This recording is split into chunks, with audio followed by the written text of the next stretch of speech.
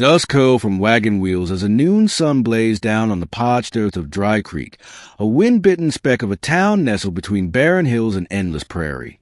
From the depot, the stagecoach hissed to a halt, and a woman stepped down, squinting beneath a white-brimmed bonnet, clutching a single carpetbag with both hands. Her name was Clara Bennett, and no one had come for her. She stood there quietly as the driver unloaded her trunk and tipped his hat. "You sure this is a place, Miss?" Clara nodded, her voice caught in her throat. Mr. Thomas Everett was to meet me.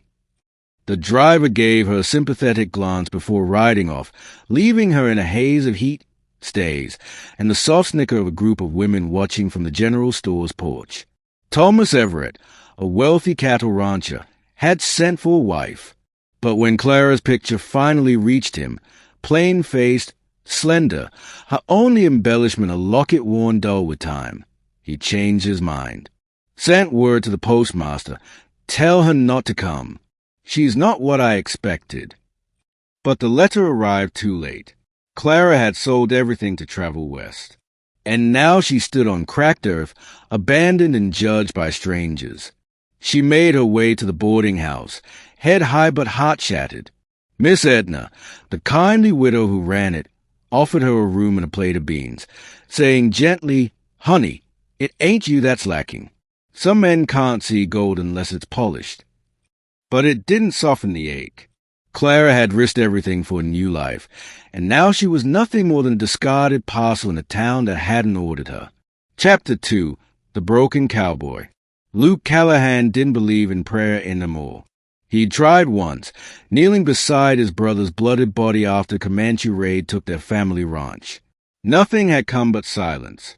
So he sold what little was left, rode off, and wandered for years with a gun on his hip and guilt in his chest. But Dry Creek was his final stop. He worked odd jobs, helped old ranchers with fencing, broke horses, stayed away from saloons and brawls. He lived in a modest shack at the edge of town, kept to himself, and only spoke when necessary. His heart, hardened by war and loss, had no room for sentiment. That changed when he saw Clara. She was sweeping the boarding house porch at dawn, soft wisps of hair escaping her braid, her plain blue dress fluttering in the breeze. Her face wasn't striking, no ruby lips or perfect curls, but it held quiet dignity. Something in her posture, in the way she held sorrow like a lantern, caught his breath. He asked Miss Edna, "Who is she?" "A mail-order bride who got tossed aside," she said, spitting into the dust. Man who sent for her didn't have the spine to say it to her face. Luke frowned. "What she gonna do?" "Try to find work, I suppose. Maybe leave." But she didn't. She stayed. And over the next few weeks, Luke watched as Clara quietly made a place for herself. She helped with laundry, tended to sick children, stitched torn shirts of miners. The town didn't warm to her, but she never complained. She never cried. Luke started showing up at the boarding house more often, brought wood for the stove, repaired the front step, found excuses to talk about the weather, the horses, anything to make her smile. And one morning, she did. Chapter 3. Secrets and Shadows. Clara had begun to think of Luke as a friend. He was kind without being pitying, quiet but steady. When he brought her a wildflower in a cracked mug, she kept it by her bed. Still, the pain of rejection lingered. She feared trusting another man with her heart. But Luke didn't ask for anything. He simply was. And one evening, as a storm rolled in, he asked her to come to church on Sunday. Clara hesitated. "You believe in God?" He looked away. "I used to. Maybe I'm trying again." That night, Clara opened the locket she always wore. Inside was a faded picture of her younger sister, who had died in a fire Clara blamed herself for. That guilt had sent her west, seeking redemption in marriage. Now she wondered if maybe redemption looked different than she'd thought. Meanwhile, trouble brewed. Thomas Everett, the man who rejected her, had been drinking heavily. His pride was wounded by whispers about the bride he sent packing. When he saw Clara laughing with Luke on the street, jealousy darkened his soul. One night, he cornered Luke outside the saloon. "You think you're better than me?" he slurred. "You think a scarred-up gun hand deserves a woman like her?" Luke's jaw tightened. "I think she deserves someone who sees her for who she is." Thomas lunged, and fists flew. The sheriff broke it up, but the message was clear. Everett didn't like being embarrassed, and he'd make sure Clara paid the price. Chapter 4, Fire and Forgiveness. It was past midnight when Clara awoke to smoke.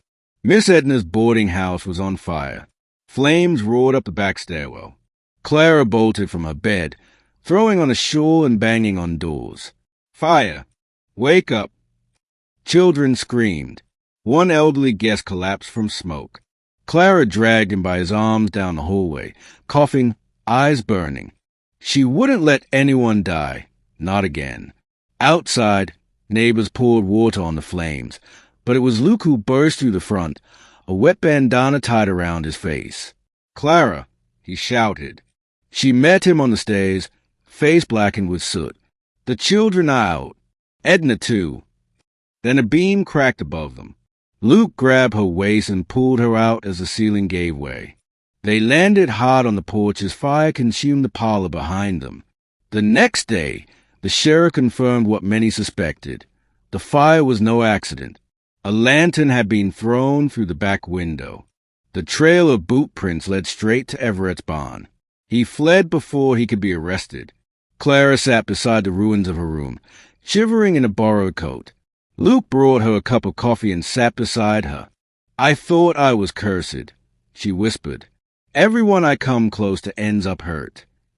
He touched her hand gently. "You're not cursed. You're strong. You saved lives last night." Tears welled up in her eyes. "You did too." Chapter 5. The Life They Built. Weeks passed. The town began to see Clara in a new light, no longer just a plain mail-order bride, but the woman who ran into fire to save strangers. Luke built her a new place beside his shack, a modest cabin with white curtains and a view of the hills. But he didn't ask her to move in. One morning, he stood at a doorway holding a ring made from braided horsehair and silver. "I don't have much," he said, "but I've got a heart that's been waiting for you a long time. I know what it's like to be lost, to carry shame. But with you, I feel like I can breathe again." Clara looked at him, plain face and all, and saw a man who'd weathered storms, fought demons, and never gave up on kindness. She took the ring, voice trembling. "And I waited for someone to see me, not for what I'm not, but for who I am." They married beneath a cottonwood tree with wildflowers in her hair and dirt on his boots. The whole town came, even Miss Edna with apple pie and a sharp tongue softened by tears. Epilogue: The Cowboy's Prayer. Years later, travelers passing through Dry Creek often stopped at a small homestead on the ridge.